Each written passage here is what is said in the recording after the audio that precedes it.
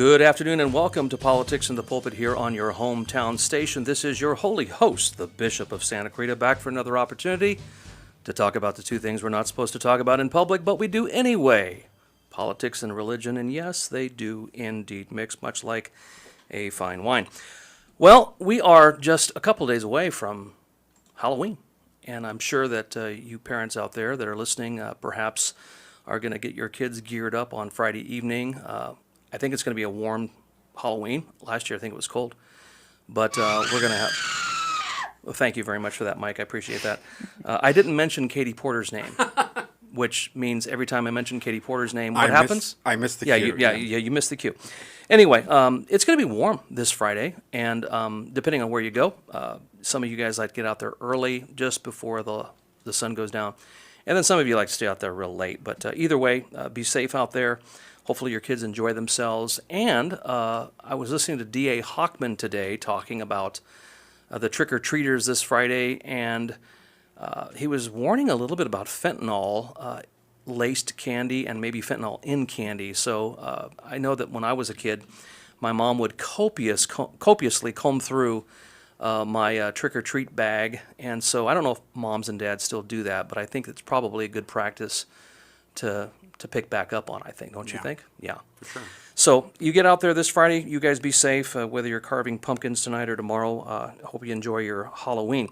Some exciting stuff happened yesterday here locally in Santa Clarita.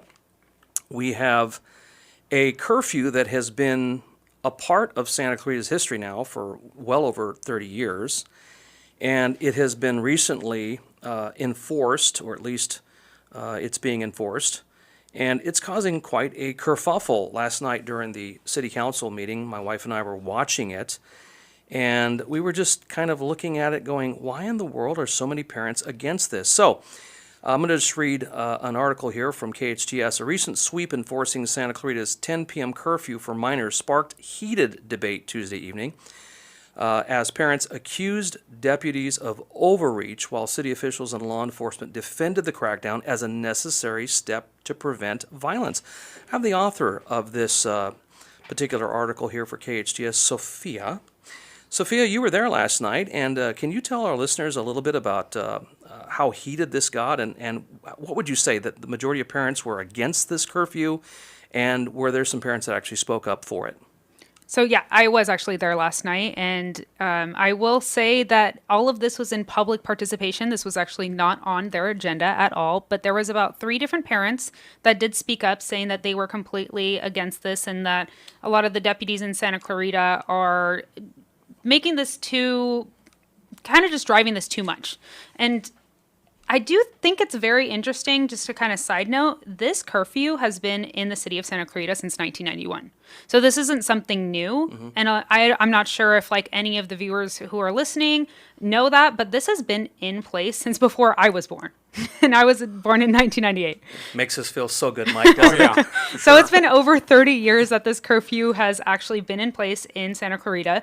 I'm going to be honest, even though they've been enforcing it now, students could have, or minors could have actually been arrested before this, even though now it is being enforced even more. This has been an issue, or this has been a thing that's been going on in Santa Clarita and has been for a while now. I do remember even when I was a teenager, I knew about this 10 p.m. curfew. Yeah.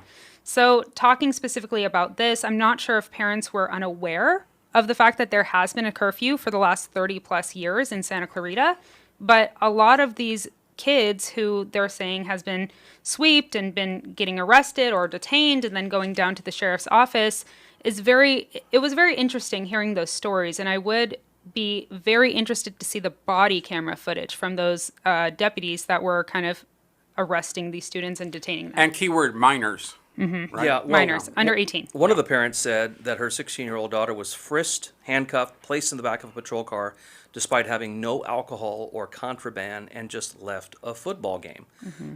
According to this particular parent, she was simply driving home with an uneaten hamburger.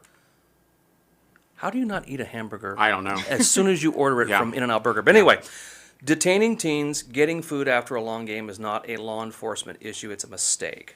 And then she said her daughter was detained within 30 minutes of leaving her school and going through the In-N-Out drive-thru. I'm assuming this is the In-N-Out drive-thru.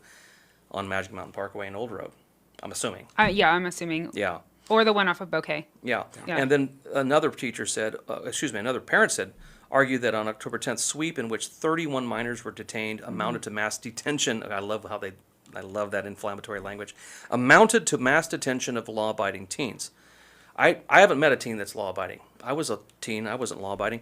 She warned that criminal records and fines could jeopardize college opportunities, citing a 1997 Ninth Circuit ruling that struck down San Diego's curfew ordinance for being too broad. And I guess people could argue about the broadness of this particular curfew, but as you say, Sophia, it's been in effect since 1981, but it seems like under newly minted Captain Brandon Barclay, it seems to be now being enforced to where now it's being recognizable. KHTS did a interview with Brandon Barclay. What did he acknowledge, Sophia? So I spoke to him on Sunday, and he actually had told me that he thinks that this is a good thing. I mean, we've had so many instances. Just if we can look back at the last 3 months, we've had crazy instances. There was a kid who had a bottle broken over his head, and he was completely bleeding. There was hundreds of teens at a local park, and deputies, it could have been a threatening situation for them. So he had told me that it is a scary situation for deputies if they're going into a park or party or whatever, that teens, minors, I mean, they could still be pretty violent in that aspect. So he was saying that, yeah, he does support this. And he wants to send a message to Santa Clarita saying parents should be looking after their teens and parents should be aware of where their teens are or what they're doing. So this isn't something that he says he's going to stop anytime soon. And again, this has been in place since 1991. So it's not new. And would you say, Sophia, that the overarching sentiment from parents last night was negative towards this curfew? Correct. Yeah, I would say that. And but city officials were for the curfew. There was, I would say that Marsha McLean and also Patsy Ayala did make a few comments asking the parents and Brandon Barclay, our sheriff captain, who was there last night, just saying, can we look at the specifics of the detained? Can we see what was actually happening? Just because they were very curious. And if they were actually doing the things that the parents were saying, then Marsha and Patsy were saying, is this possible to get that scrubbed from the record, or what is possible going there? But I kind of agree with them. I'm very curious to see body footage or the actual report, and when these kids were detained, what actually happened. Yeah, well, good reporting, Sophia. And also, as of an hour and a half ago, there were 2,010 comments. That's crazy. I didn't even look at that. That's insane. Yeah, that's amazing. And I was one of them, but I didn't say anything negative. I just simply said parents ought to parent their kids. That's all I said. And then I think I got 62 likes on that one. Good. Made me feel good. Made me feel accepted. So, well, thank you. I appreciate that. Well, thank you very much, Sophia, on that. And also, today marks the 29th day of the government shutdown. And it won't be long before SNAP benefits and all those kinds of things start to go away for 40 million Americans. Can you believe it? I'm just amazed that 40 million Americans are on SNAP benefits. However, what usually happens during these government shutdowns is the Republicans try to blame the Democrats, and then the Democrats try to blame the Republicans. And it's this tit for tat thing, and it's very discouraging because usually, no matter what party wins, the American people are the one that gets screwed in this whole thing. And again, and this is coming from a Republican here who supports the current administration, but I'd like the government to be reopened because I was just out in the woods the other day and was out with my family, and we were going up to Kennedy Meadows, and we noticed that all of the ranger stations were closed, and that's because they all get paid via the government. And so we definitely want all those guys to get back out there because us hunters get affected by them not working as well. However, the Democrats usually come out on top when it comes to these arguments about government shutdown. However, it seems that it may not be working in their favor this time. When you lose CNN and the legacy media, that's saying something about who might be or may not be winning. Listen to this clip. This is Jake Tapper talking to a New Mexico senator about the current shutdown. Should the Democratic senators from New Mexico, your home state, vote to open the government so that these SNAP funds are not at risk? Let me be clear. The administration is choosing to starve American children with money that they already have appropriated. I'm not applauding this is I'm a not applauding choice their by tactics. the White House. Well, this is a choice by the White House. This They is are also, choosing Congresswoman, to this cut is off also a food choice assistance. by Senate Democrats No, to not it is vote to not. open the government. Yes, it is. The I understand Senate- why they're doing it. They're doing it because they want Medicaid funds restored. They're doing it because they want Obamacare premiums to be extended past the end of the year. I understand the reasoning. Sir, let me just be clear. The money for contingency plans is sitting there. That is why the states are suing. The White House is withholding funds from 2 to 3 children weeks worth to of have SNAP funds. food. Yeah. Yeah, well, it may not be a big deal to you, but let me It is tell a you big that deal to for me. the grandparents, for grandparents big deal that to me. literally are feeding their children, My point to is that not it's a have short-term money solution. in those accounts. It's it a doesn't short-term- matter. At the end of the day, people need to be able to feed their families, and Saturday is when those funds If you run feel out, so and we are strongly, fighting to Congresswoman, get why that not funding. ask the Senate Democrats from New Mexico to vote to open the government so that the SNAP funds... Sir, I am here in the House of Representatives. It is shut down. I am fighting to get the government reopened. I am fighting to get funding put back into SNAP that is already existent, and I am fighting for the American people. I am here. But show me a single Republican that is here. Not a single one is here to make sure that Americans are fed on Saturday. That is why I am here. Democratic Congresswoman Melanie Stansbury from New Mexico. I am very surprised that CNN pushed back as hard as they did on this Democratic state senator. But the fact of the matter is, Jake Tapper's right. Technically, the Republicans are offering a clean CR, a continuing resolution, which means that the government would just be open for another 7 to 9 weeks. But in that 7 to 9 weeks, everything would be funded, and they can debate the whole funding of this COVID subsidy that the Democrats are fighting for right now. They want to basically codify some subsidies that were doubled during the COVID era in 2021 and 2022 for those that are on Obamacare. And they wanted to make those subsidies permanent, which actually means you would have to increase government funding as well. So what the Republicans want to do is debate this, but debate it while SNAP is being paid, debate it while our rangers in the forest are being paid, and debate this while government is fully functioning and open. And I think that would be the logical thing to do. Let's debate this, but let's open the government first. Let's not try to debate this as people are about to lose some amazing subsidies that some of them depend on. So, hurrah for Jake Tapper, who in the past I've not liked very much, but definitely did his job there on CNN, pushing back on some of the talking points there of our Democratic friends. Well, he gets the logic, Joe. He understands it. Well, he understands the logic because he realizes that they're losing. Yeah. And it's better to just go ahead and bite the bullet on this, take the loss, but open up the government and then have these debates again. Now, Mike, when you go to Arizona, oh, jeez, do you usually wait to get your gas right across the state line, or do you, when you come back to California from Arizona, do you fill up at Lake, wherever it is, there on the 10 or the I-40 and get your gas before you come into California? I probably would, yeah. Yeah, because obviously if you're going to be going through Needles, gas is $5.60. Jeez. But if you just go right across the river in Arizona, it's $3.50. Okay. California high gas prices are a choice, not a necessity. This is the latest article from Red State. And they said this: AAA reports that California drivers are paying an average of $4.66 a gallon this week. That's this week. That's more than $1.50 above the national average. Now, what's the main reason for that, Mike? Taxes. You think so? I think a lot of it, yeah. Now, what do you think the taxes are in California on a tank of gas? Oh, God. Well, let me tell you what it is. Go ahead.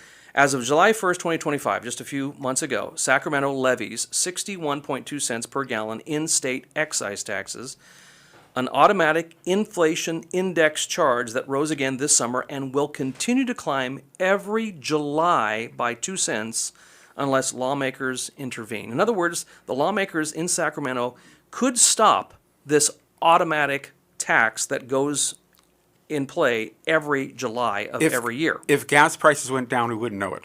They just raise the tax. We really wouldn't. Yeah. Put simply, before a gas station earns a single cent, the state takes more than 60 cents from every gallon of gas. Now, this is not normal. Next door in Arizona, this is why I prefaced my comments with how I did. The state excise tax in Arizona is 18 cents per Wow. gallon. This 43-cent gap explains why families often top off in Lake Havasu or Yuma before crossing into California. All drivers pay the federal tax of 18.4 cents per gallon, but California's steep premium is homegrown. However, I will say one thing in defense of high gas prices, which I don't like to pay. Mike, you remember the 1970s because you were born pre-curfew in Santa Clarita, right? San Francisco, yeah. Okay. Very good. I see what you did there. Pre- That's good. yeah, I did bring in That's Sophia classic, here. yeah. That's good.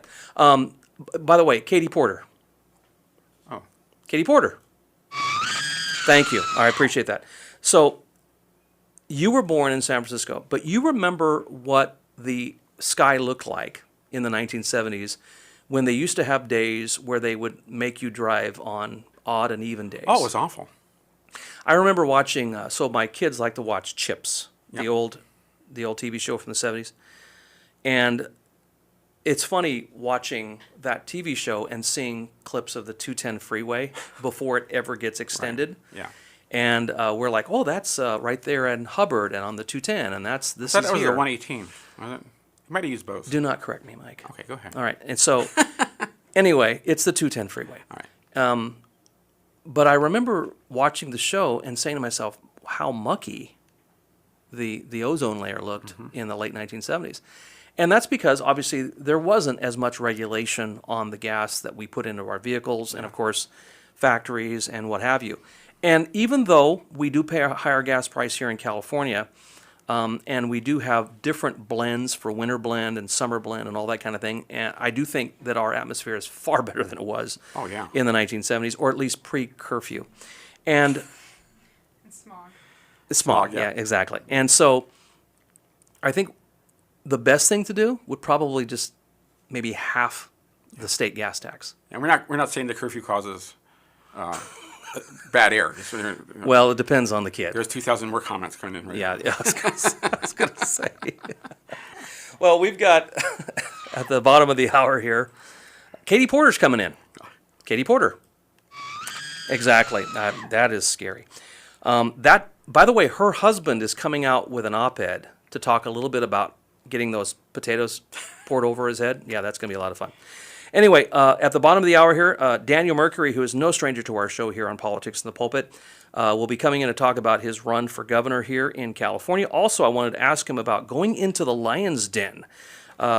Just a couple days ago, he was up in San Francisco, which is up in your neck of the woods there. Yeah. And not anymore, but Went yeah. in to a predominantly Democratic meeting to talk about the issues. And he found some interesting insights into what they said. And so we'll ask Daniel about it when we return here on Politics to the Pulpit on your hometown station.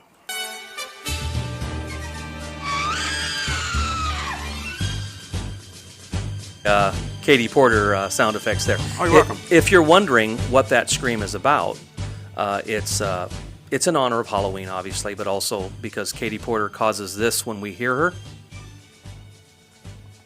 What does Katie Porter cause when... There it is right there. Yeah, there. Can you imagine that woman as our next governor? I mean, I just cannot imagine. Well, our guest today is no stranger to politics and the pulpit. Daniel Mercuri has been running for governor of California for the last couple of years. And we are getting closer and closer and closer to a primary, which is going to be next year, 2026. And then, of course, November of 2026 will be our election to get to make a choice to be the next governor of California. Daniel Mercuri, how are you doing, sir? I'm doing good. How are you doing? Well, I can't complain, and if I did, would you really listen? I would, actually. You get used to when you go around to the state, a lot of people, after they get done hearing you talk, they want to express themselves, especially if they align with your ideologies and where you stand as a candidate, and they want to open up about, their redress and grievances. They really do. They open up. They want to express, their frustrations, their confusions, everything that's going on in their lives, and they want to know, how that makes you feel and what you plan on doing about it. And so I've actually become a pretty darn good listener. Great. And how has the campaign been going, Daniel, since the last time we talked? In fact, the last time we saw each other was down at the LA GOP convention at the hotel there in Orange County. How have things been going since then? We've actually had some really good turns in the campaign. I'm actually already up on a handful of billboards right now that are up on some of the interstate highways, some of them going down to Palm Springs.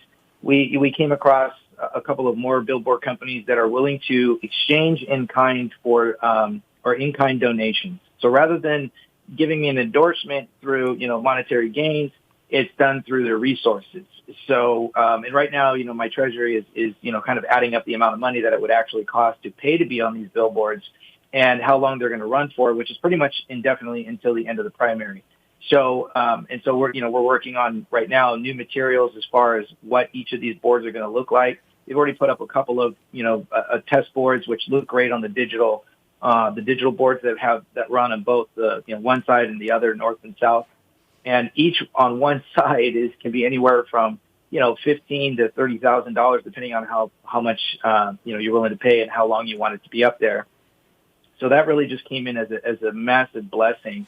In fact, one of the company was actually approached by some of the other candidates, and I sat down with them and met with them and just had a candid conversation. And within 30 minutes, they said, which was about a 2-hour meeting, they just said, we knew we wanted to support you right away, so we're going to get you up on some of these billboards now. And it was literally that night that they were so excited to just show me that they put one up on Brennan, and we're going to be having a couple more. I think we're going to have Beverly Hills, Los Angeles, and maybe 8 other ones too that are coming up. And they're even building a new one, a new $1 million digital board, and they've already made the agreement to put me up there, right in front of everyone's face. So that has been a tremendous blessing to my campaign. Well, that's excellent because, to be honest with you, I've traveled the state a lot here recently, and I haven't seen any billboards for anybody else. So, including Sherrod Chad-Bianco or Steve Hilton, who, of course, are the two, titular front runners that with all the money, or at least supposedly all the money. And so I haven't seen any billboards. If you think about it, though, it actually drains a lot of money out of people's pockets. I mean, just for one billboard is, anywhere from, $15,000 to $30,000 for one side if it's digital. So if you have to pay for 2 sides and you want to do it for, say, 4 months or 6 months, I mean, just do the math right there. You're already looking at, more than you're looking at $250,000. Yeah, right? That's a lot of money. If you do multiple billboards, multiply one billboard times 4 times 8 more billboards, your budget is gone. So that's why I'm saying it's such a huge blessing of what's been given to me by these companies who are endorsing me. So, that kind of exceeds the amount that we're looking at right now of how much is that in-kind donation. And I think it's important that candidates kind of showcase this because, let's face it, our state is very close to becoming insolvent, and we're going to need a governor that knows how to operate on fumes and still get the job done. And I've been able to do that without utilizing, the people's money and still campaigning while getting that name recognition and, getting familiar with the people of California. Well, if you're just tuning into Politics in the Pulpit here on your hometown station, we're talking to Gubernatorial Candidate Daniel Mercuri. Daniel, what about YouTube and Instagram and those other types of platforms when it comes to promoting your race? Because I know that every time my wife and I will watch something on YouTube, there's the 15 seconds of ads or something before you can skip it. And the yes on Prop 50 was just like all the stinking time. And there's no doubt in my mind that someone did a big ad buy for YouTube. So what about YouTube and those other kinds of social media platforms? You mean as far as are we using that for my campaign? You guys. Yeah, we do. We actually we heavily use X and Facebook right now. YouTube is a little bit more of a different beast depending on how you want those ads to go. It's actually a little easier on the other two, just because, again, you can choose, the amount of people that you want it to see. You can do it for significantly. Like a lot of people don't know, you can actually run an ad on X for just a couple of days for $50, and you'll hit anywhere upwards of 10 to 30,000 people. If you're on Facebook, you can actually adjust the algorithm to hit specific parts of the state. So if I'm running an ad I might actually be running an ad in different parts of the state while some people don't see them because, well, maybe in that area I have a billboard, but in another area they're more out in the rural area, but they have, they're heavy in social media. So I'll run a Facebook ad over there for $150 to hit maybe 20-30,000 people. So that's really beneficial to utilize social media. And then of course you have statewide. That's a different beast as well. So we haven't gotten into YouTube yet, but again, we're playing around with what's really gonna benefit the campaign. And we do have we have actually more social media people that are doing social media for me without me having to do a lot of posts. I have so many posts, they're just recycling those now, and they're creating new fan pages, Daniel support pages, and now they're doing it for me. And that's another in-kind donation with these groups that this is what they do for a living. So now it's an in-kind donation helping me out without having to utilize actual funds. Yeah. Before I want to get into the Facebook post that you put out on October 27th, where you were down at the Democratic Forum in Irvine. I mentioned San Francisco before the bottom of the hour, but you corrected me. It's in Irvine. Before we mention that, tell our listeners, Daniel, a little bit about juggling, running for governor of such a huge state, 58 counties, close to 40 million people, and you also are a father of two. You are the husband to a wonderful wife. You're serving the Lord, and you're also just trying to live and juggle all of that at the same time. So explain to our listeners how you do that, Daniel. So not to correct you again, but it's a father of three. Father of three. Father of three, and my beautiful daughter, my firstborn daughter, is also battling leukemia, which was definitely caused by the state from a lack of cleanup in my area. But not to digress, on the side of running and trying to hold down the fort and holding up a job, I also still do a lot of volunteer. In my community, I teach voluntarily Brazilian Jiu-Jitsu. I help out two businesses with their websites, and it's just out of volunteering my time, just because again they're part of my community and I want to be helpful. It's tiring. It's very exhausting. There's many nights that my wife and I pray together. We kind of allow our emotions to come out together. It's strenuous. There's days where I just want to spend with my children. I just want to hang out with my wife and have a date night. But I do everything I can to provide as much time to the people of the state of California, because at the end of the day, my children have to live in this state. We have extended family members, and my siblings, already have grandchildren that live in this state. And it's really, this is where I was born. It's one of the most beautiful states. I tell everybody, if America is the melting pot of the world, California is the melting pot of the nation, and it's definitely worth fighting for. But on this side of the fence, there's no moment where I get to rest. You're constantly moving, but you have to want to do this. You have to want to help out. It's not necessarily fun for me. We have a lot of problems in our state, and I don't think we're going to get another opportunity to fix this state come this election. So for me, it's an all or nothing, and my family is willing to make that sacrifice. But in that sacrifice, there's many days where we are heartbroken. There are things that we have to cancel. There's been, moments where, we had to, juggle our schedule in a way where we had to let other people down for the sake of the campaign. And really that's what it's about, unfortunately, but it's fortunately too, to show the people and the love that I have for the people of this state. They're worth fighting for, and my family knows this, and we're willing to sacrifice that. Talking about destroying the state, a week from yesterday, Tuesday, California is going to go to the polls and make a decision about all these new redistricted, gerrymandered lines that the Democratic politicians have basically redrawn for us. What do you think that's going to look like for Daniel Mercuri and his campaign? And what do you think that's going to look like for California going forward? Because, there's no such thing in California as temporary. They keep saying that this is a temporary thing. I've never heard of a temporary anything in California. Maybe temporary Republican, but not temporary anything when it comes to the Democrats. But your thoughts about Prop 50, whether it's going to pass or not, and do you think that Gavin Newsom is throwing out a head fake? Because just yesterday he announced to the Yes on Prop 50 folks, hey, we don't need any more of your money. We've already met our financial goals, and it looks like we're doing really well. I would say you're still there. You can hear me, right? Yeah, I can hear you, Daniel. Go ahead. Okay, great. Honestly, I'll only say this just for the sake of time. Prop 50, first and foremost, shouldn't even be a ballot measure, predominantly because it's an abrogation to the California State Constitution, which is under Article 21, Section 2, where you read about the redistricting commission, meaning that this shouldn't even been there. And the fact that they're subverting the state constitution shows you anybody who reads the California State Constitution will definitely understand, wait, this we shouldn't even be voting on this. This is a subversion. And the fact that this is even here shows you just how corrupt our legislative body is. And of course, when this is brought to our judicial branch, all these judges that have been appointed by Gavin Newsom are saying, oh, it's legal, it's lawful. But California, if anybody goes to law school, they'll tell you straight up, California is one of the number one states that law students have to study, where the federal government has thrown out so many egregious, rulings and, anything that supposedly set precedents, they unwound it, right, because it was completely illegal. And this is what we have that goes on in the state of California.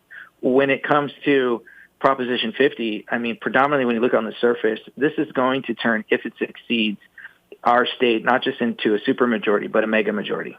Because again, it's exactly what you said. Are there going to be any Republicans left? And if that's the case, California is never going to have any conservatism when it comes to representation. And that's. Just think about the amount. I always tell people, the Republican Party in the state of California has never turned California red in 70 plus years when it comes to the Senate. And when it comes to the state assembly, the Republicans have never flipped the assembly in 55 plus years. And really, the only real Republican governor that we had was Ronald Reagan. Since then, we've had nothing but rhinos and Democrats. So really, who's run our state into the ground? It's not Donald Trump. It's our current legislative body and people who've been in office for the last over 70 plus years. But people don't know this. So they base everything on a level of ignorance because, they're not studying and they don't get it. And so they fall into the emotional whim and vote based on their emotions. And this is what I see quite a bit, especially on the left side. Well, this leads me to why I predominantly wanted you on today, Daniel. You posted something the other day where you were down in Irvine at a gubernatorial forum, and you were talking to young Californians who wanted socialism. There were a group of older voters who support open illegal immigration. Yet, these individuals at this predominantly Democratic forum blame Donald Trump and the Republicans for everything gone wrong in the state of California, although we do not have a majority at all, and we haven't had one in years. So it seems as if that because we don't have enough Republicans to blame in California for all the ills that are befalling us, it seems like the governor and the rest of the assembly and the state has said, we're going to blame it all on Washington, D.C. Is that basically what your post was about, and this is basically what you're hearing from some of our Democratic friends? 100%. In fact, what was saddening was when I spoke to some of these young voters and some of these older voters that, again, are in support of illegal aliens, and allowing them to have, extend amnesty, or even for people who are currently still coming in, it's let them come in. They deserve to have an opportunity at a better life. I get that.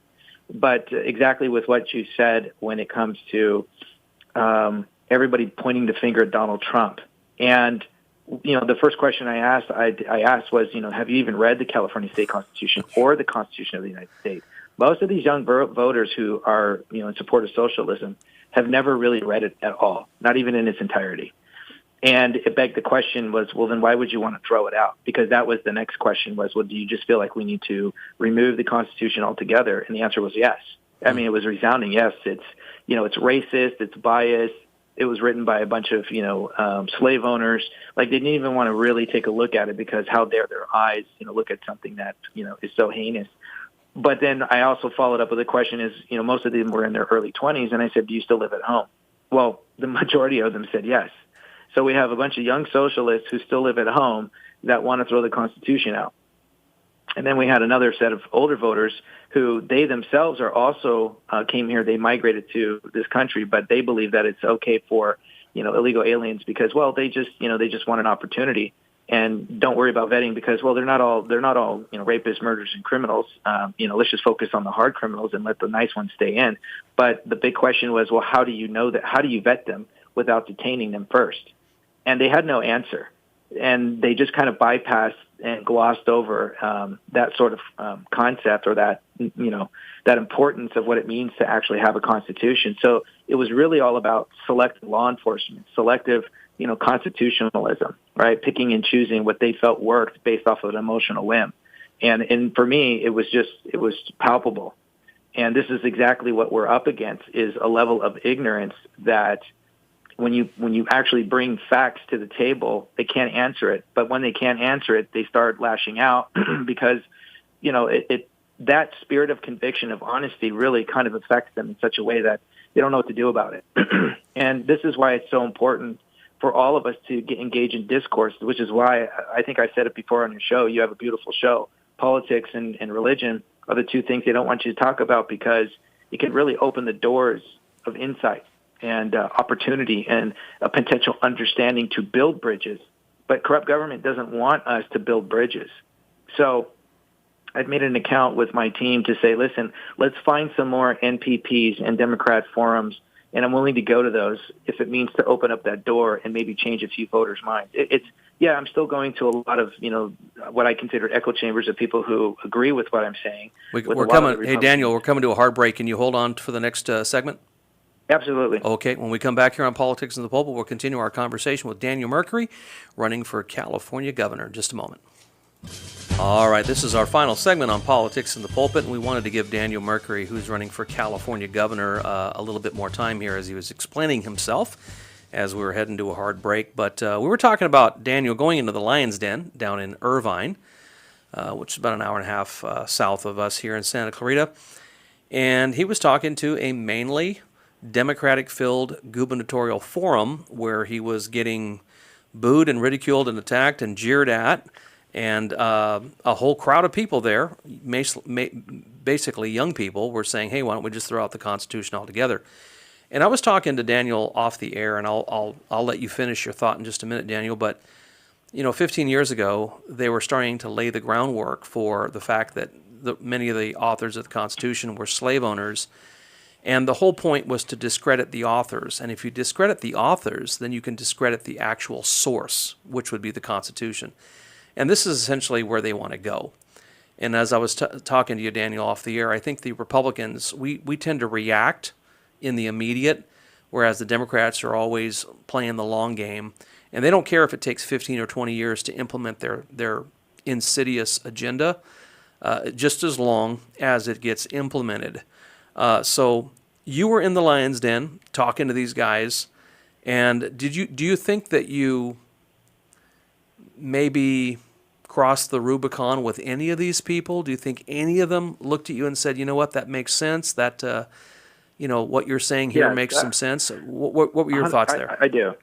I think it made sense to, if there was roughly 30 of them as far as the young voters that were for a particular candidate who is all in support of socialism, and actually it would be the antithesis to his own oath of office. I told that candidate that you actually can't incorporate it. It's antithetical to your oath.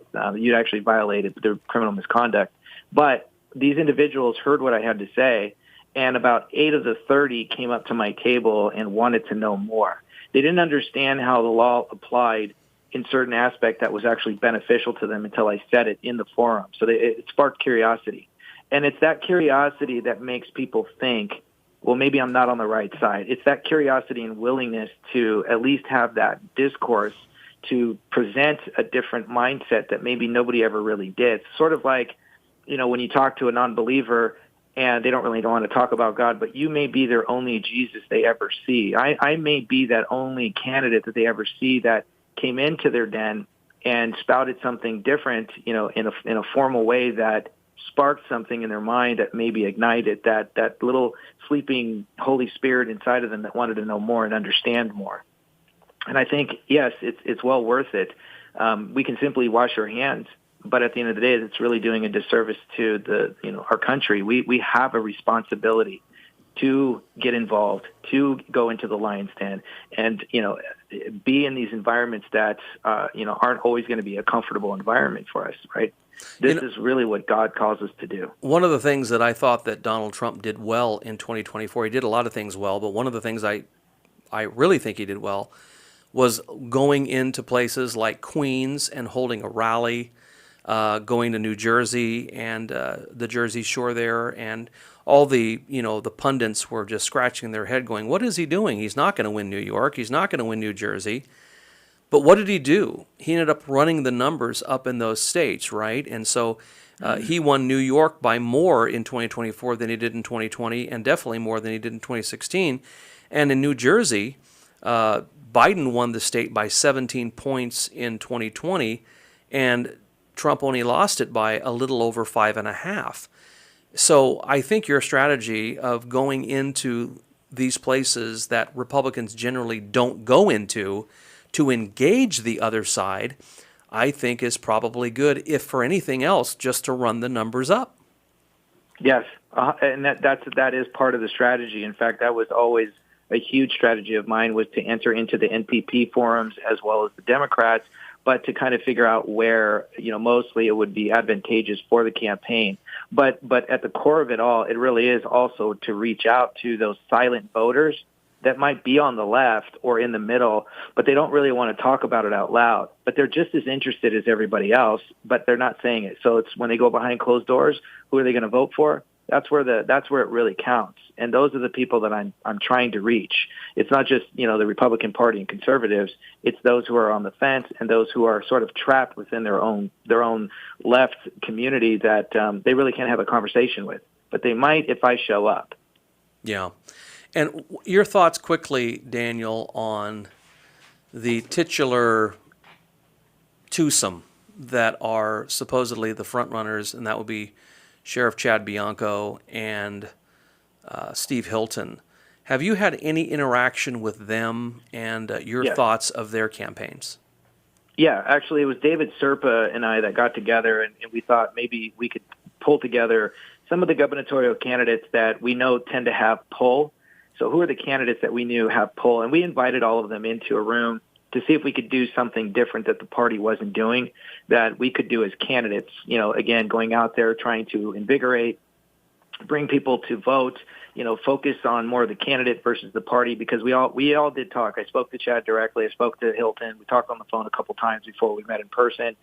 We had this meeting that David Serpa had called. We were actually at a gun range, so nobody could hear us because it was a soundproof room. We didn't allow for our team to come inside and hear the conversation. And Brian Tillman was there, myself, David, and so on. So we did have a conversation about, the failures of the party, what we as candidates could potentially do to at least invigorate voters to come out, because, we need to fight to get our state back, and, what all it might look like. So, yeah, we had differences of opinions. We don't all agree with each other. My personal thought is there was an admittance on their part, too, that they said, Daniel, they know I have a good grassroots pull, and they also know that they have a big popular pull. But there is that struggle within our state. Who do we get behind? Because it's not really about splitting the vote. It's about getting engagement with our communities so that everybody can be involved on a much grander scale. And Daniel, we all know that. Daniel, we got one more minute here. I want to give you the last word. Give folks your website, all the information that they need to be able to support you, volunteer for you, donate some money. So if you want to help out with my campaign, you can go to danielforcalgovernor.com. That's Daniel, D-A-N-I-E-L, for F-O-R, calgovernor.com.